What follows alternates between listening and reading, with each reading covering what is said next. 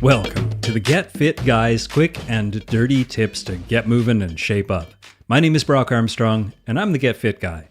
At least I am for now, because as I said last week, this two-part episode will be the final times that you will read my words and hear my voice as the Get Fit Guy. But not before I conclude giving you a full introduction to your brand new Get Fit Guy podcast host, Dr. Jonathan Su.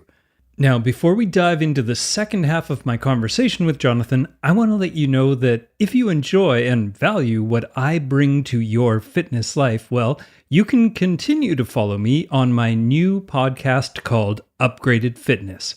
In that show, I'll continue to give you my down-to-earth fitness advice, but I'll also have interviews with experts in a longer form format, which actually makes it a great companion show to Get Fit Guy, so you don't have to choose between me and Jonathan. So look for Upgraded Fitness right now wherever you're listening to this episode.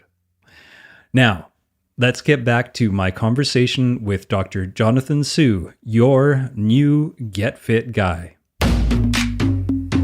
So, okay, picking up where we left off last week, you had introduced the idea that you had been a physical therapist, you were doing yoga therapy, you were massage therapy, you were in the army working with all these people and trying to get them to be healthy and happy and physically fit and stuff. So during your time as an officer in the U.S. Army, you served as a subject matter expert for injury prevention, rehabilitation, and human performance, which is quite a mouthful.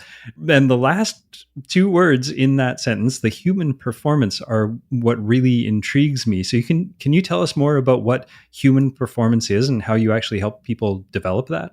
Sure. So human performance is about being able to function at your potential in your arena of competition. And in the Army, it's about helping soldiers win on the battlefield. For a triathlete, it may be about achieving a personal best race time. But you don't have to be a soldier or athlete to make use of human performance concepts because they're useful to anyone who wants to get fit. For me, developing human performance is like baking a cake. The essential ingredients for this cake are movement, nutrition, recovery, and mindset. The trick is to combine these ingredients in the right amount at the right time. And just like how every oven is different, so your baking time at the same temperature may have to be slightly different, every person is also different in terms of genetics, body type, and movement experience. So a human performance program would ideally be customized. Yeah, so you can bake the perfect fitness cake. I like it. So how does training tactical athletes, which is another term that I found when I was looking into your background, how does that fit in, and what is a tactical athlete? So tactical athletes are people with the physical and mental ability to function on the battlefield. It also refers to people such as fire and rescue, law enforcement, and other emergency personnel who have to perform in austere environments. Human performance training for tactical athletes is unique and challenging because unlike athletes in regular sports, you have to develop all components of fitness. Okay. For example, a tactical athlete needs to have the speed and endurance of a marathon runner and the strength and agility and power of a UFC fighter. That's because you're required to run 15 miles while carrying a load and then fight for 3 days with limited food and sleep.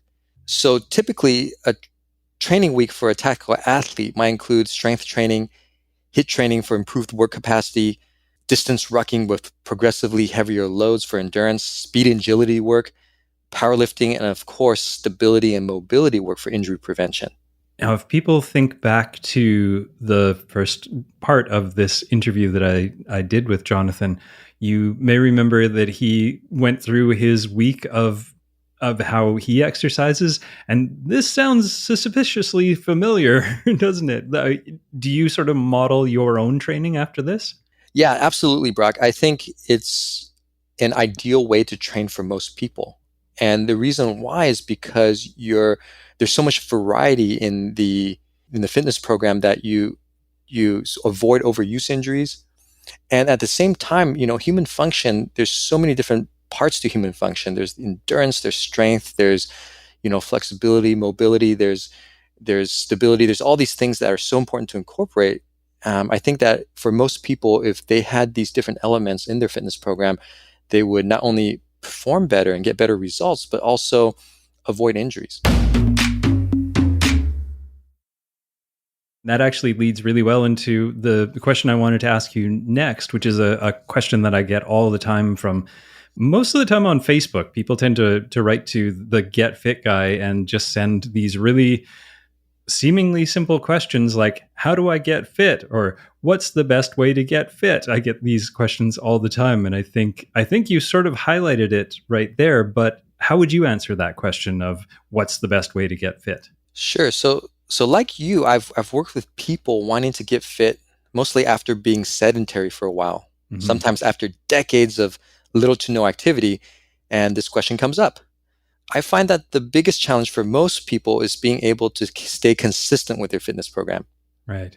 So the best way to get fit, in my opinion, is to do what you enjoy and keep it short and simple so you can stay consistent with it. Is rowing better than stationary biking?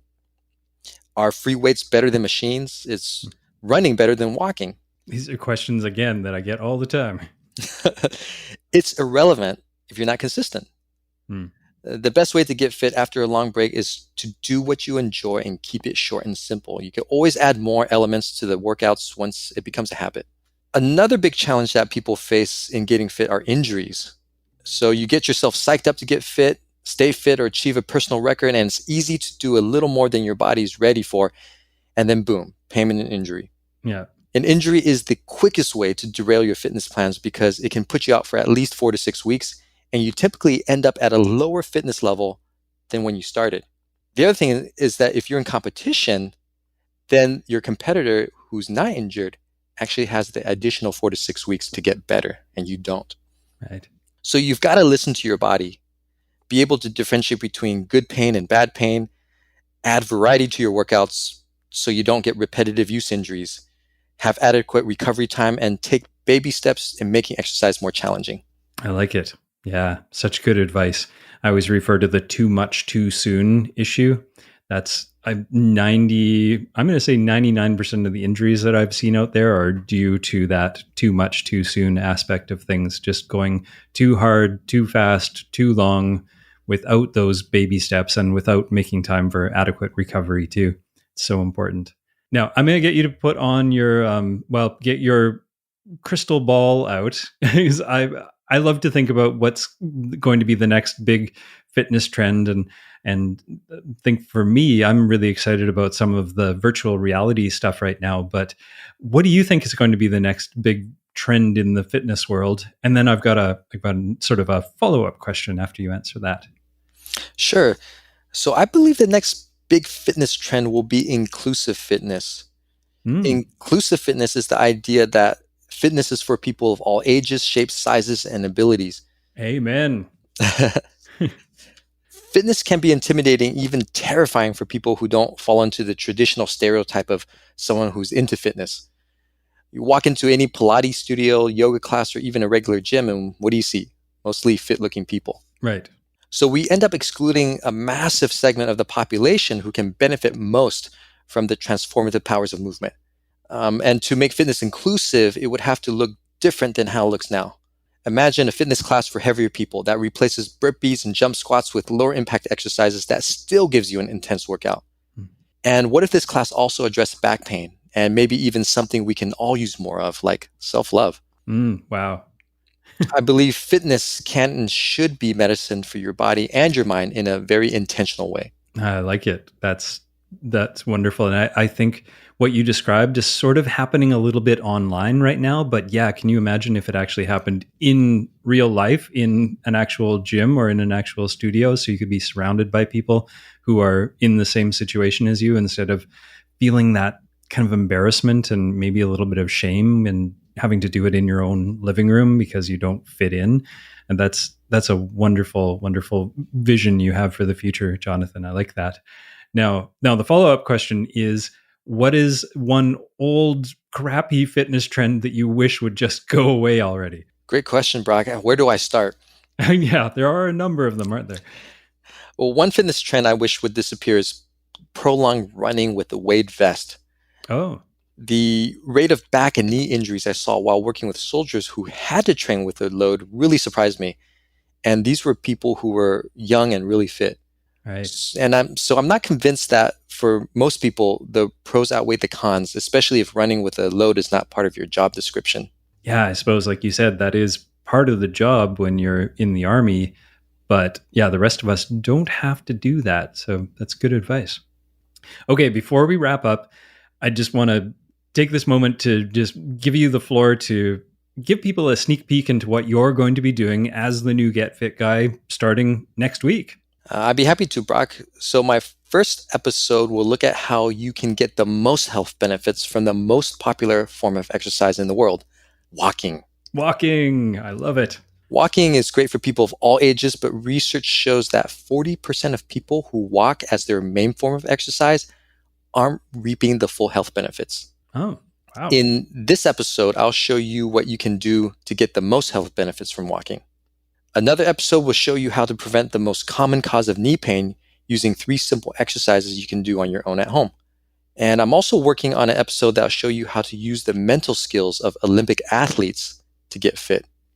Timely with the Olympics coming up, maybe, hopefully. Anyway, that sounds great. I love those first 3 episodes. I will be tuning in. And usually when I'm wrapping up an interview like this, I get the guest to tell the audience where they can find them. But this time, you just continue to stay subscribed to this podcast feed. You continue to go to getfitguy.quickanddirtytips.com. You continue to follow Get Fit Guy on Twitter and Facebook. And do you have any other social media that you'd like to direct people to? Sure. So I'm on Twitter at Jonathan Su PT, JonathanSupt. Yeah, and other than that, I know you'll be active all over the place on Twitter and Facebook and the blog and the podcast and everywhere. So I guess the only thing left to do is I usually wrap up every episode by saying, my name is Brock Armstrong. I'm the Get Fit Guy, asking you, and then I fill in the blank. But do you want to take it away, Jonathan? My name is Jonathan Su. My name is Jonathan Su. And I'm the Get Fit Guy. And I'm the Get Fit Guy. Asking you, what are you waiting for? Asking you, what are you waiting for? Get out there and get fit.